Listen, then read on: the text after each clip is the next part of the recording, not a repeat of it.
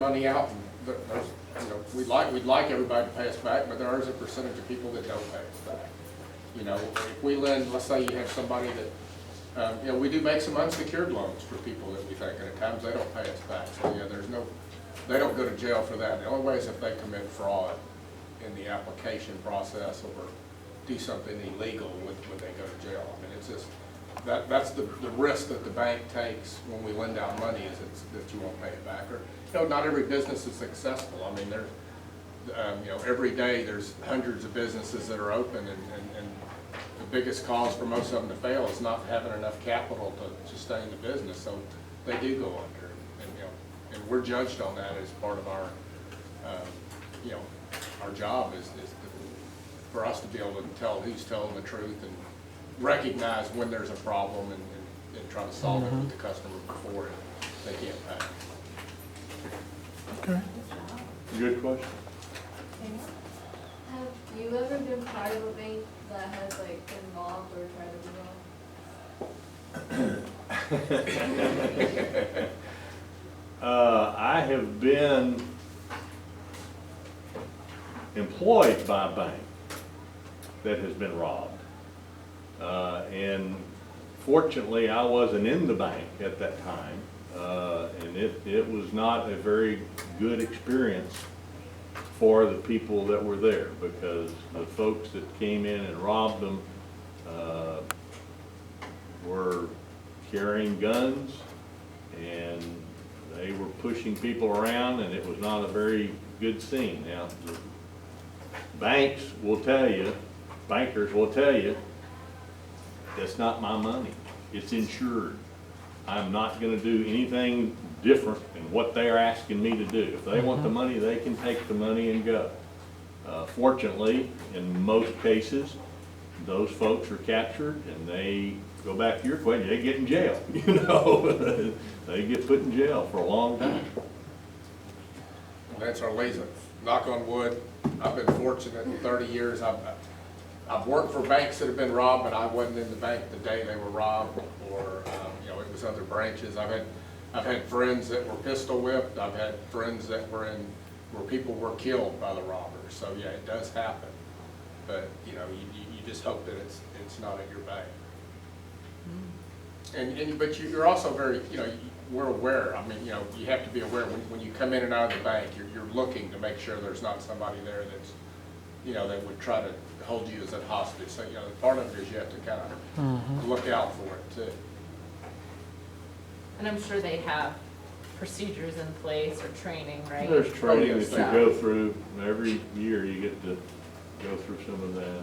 So if you work at a bank, they would hopefully prepare you if that situation. Yeah, and that's what they tell you is it's not your money. Don't you try to be a hero.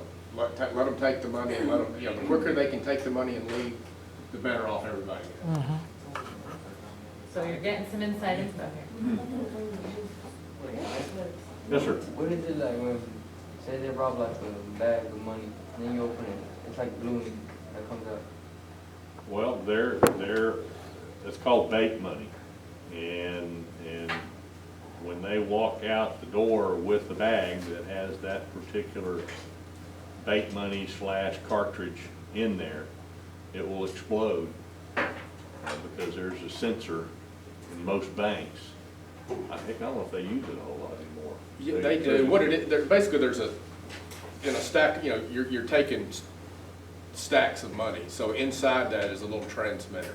And once it leaves the door of the bank, Gets a and distance gets away. so far away, then it would explode, and that's what puts the dye on the money, and that way they can't use it. There you go. And I think the color is purple, right? Purple dye? Yeah. All different colors, I don't know. I've never seen it. I've seen red, I've seen blue. red, blue, and purple, Yeah. but yeah, it doesn't really, I mean, if it blows up on them, I mean, they tell me that you can't get it off of you, you know. Yeah. I got another little question. I love it. Keep it coming. Well, can taxes close down businesses? Like, if you don't got enough money for taxes, can it close down your business? Taxes? Mm-hmm. Well, there are on the real estate side, for example, if you're not paying your property taxes and you're not paying your, I guess, income taxes, yes, ma'am, they can come in and close your business down. But Or they basically, they levy your account. If you haven't paid your income taxes, the IRS would bring us a subpoena to take whatever money that they were owed out of your account.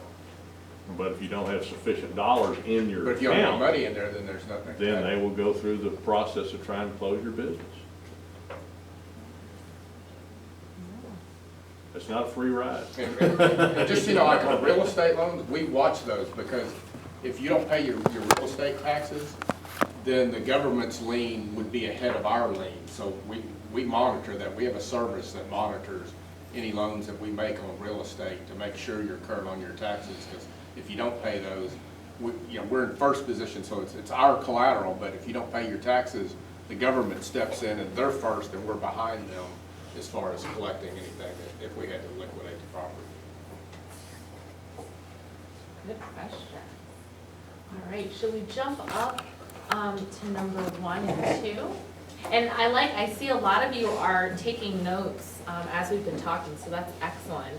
I don't know if Mr. Whitaker plans to take these as a participation grade or anything today, but I see a lot of great writing happening. Oh, yes, it's a grade. So, We're good happy to. job. So I know they've been talking about financial planning this week.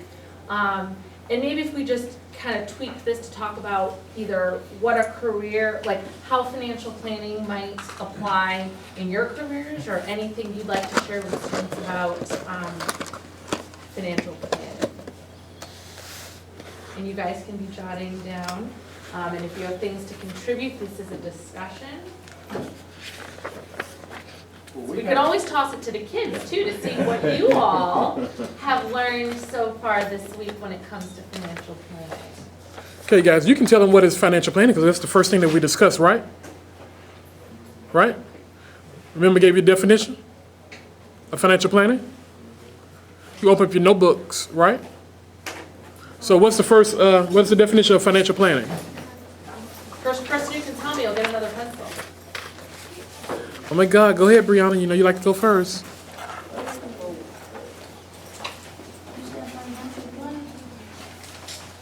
The first definition.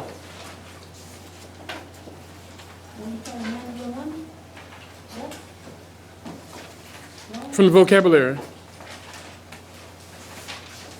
It has to do with money. Has to do with money.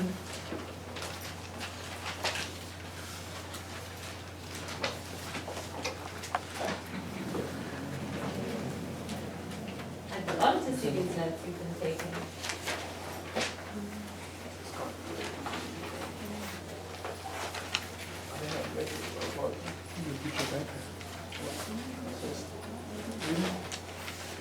Okay, what about it's the ongoing process, right?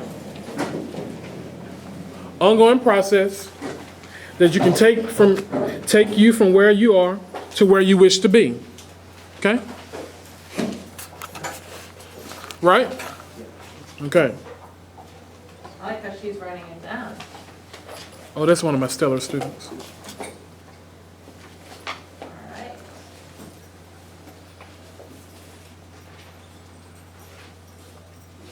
So we've heard a lot about finance this morning. And both of our guest speakers have had careers in finance, and I'm sure financial planning has been part of your daily jobs, either working with your customers or you personally. If we kind of look at question 2, what are some of those benefits? What could you share with the students on some of the benefits you've seen of financial planning? From a financial planning standpoint, on a personal basis, again, goes back to the comment that I made in the very beginning, and that's personal responsibility. You have to make that decision, because when you think that you're getting paid, and let's just say $1,000 a month, if you're getting paid $1,000 a month, that's $12,000 a year. As a job, you have to take out income taxes, You have to take out Medicare, you have to take out Medicaid, and there's all these things that come out. So let's just say from that $1,000 that you think you have a month, now all of a sudden you're down to $800. That $800 is gonna pay for your food, your entertainment, your housing, your automobiles, things of this nature, and then you start taking that out, and then now all of a sudden you figure out that you've got $900 in expenses as opposed to $800 coming in. What you want to do is reverse that. You may not be able to get that big car. You may have to get a used car. You may have to do different housing from that standpoint. But what you want to try and do is take a percentage of those dollars of every paycheck and put into a retirement program. Because that retirement program will then earn you some interest, whether it's in a mutual fund or whether it's just in a cash account that earns a small interest rate. That becomes the opportunity for you to retire and provides you money for the future. Because when you get old and gray like me, you're going to be looking at it and saying, wait a minute, you know, I want to get out of this at some point in time. I want to be able to take a trip to Europe, or I want to go down to South America, or I just want to be able to have my house paid for and make sure everything's okay. And I don't have to work for the rest of my life. That situation, you don't want to marry a woman like I did because she spends all the money. You know?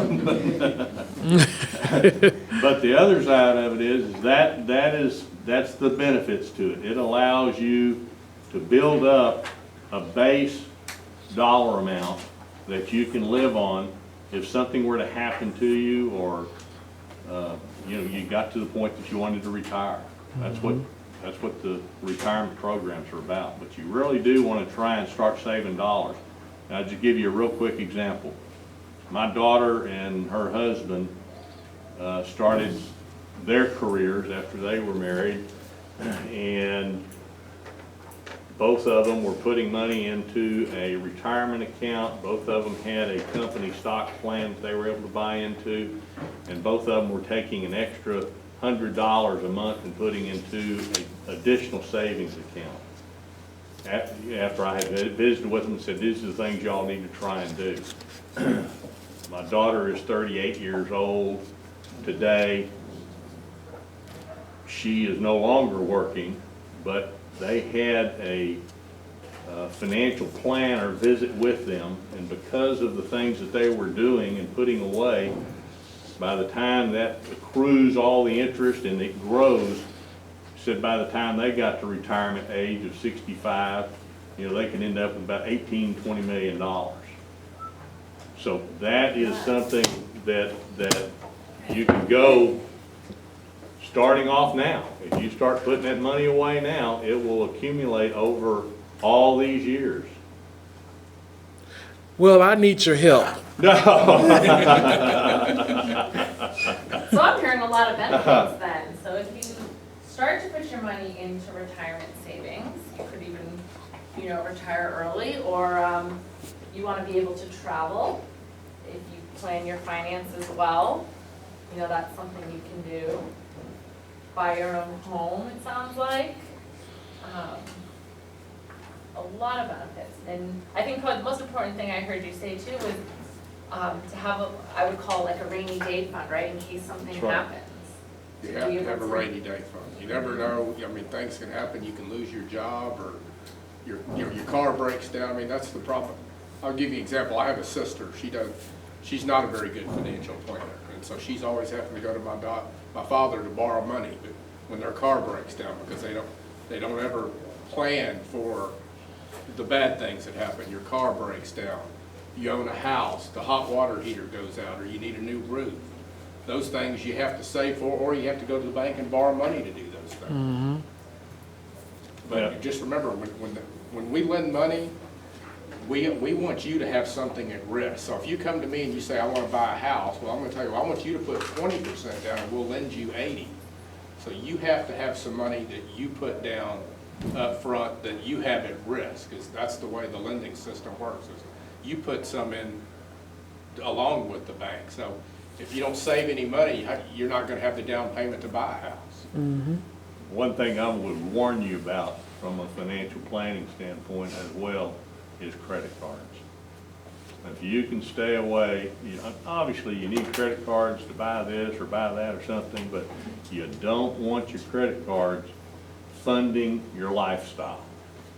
Because And they're gonna you're learn talk- all about that in the program. because you're Yes. talking about high interest rates, and from a bank standpoint, we may be charging 4.5%, 5%, it may get up to 7 or 8% on the money that you would borrow. Credit cards, if you're using that credit card, and just say you have a $20,000 credit line, and you use it up to $20,000, and you start trying to pay back $150 a month, I got news for you, you're gonna be paying on that thing for 20 years. I wish you would have told me this 10 years ago. I didn't know you 10 years ago.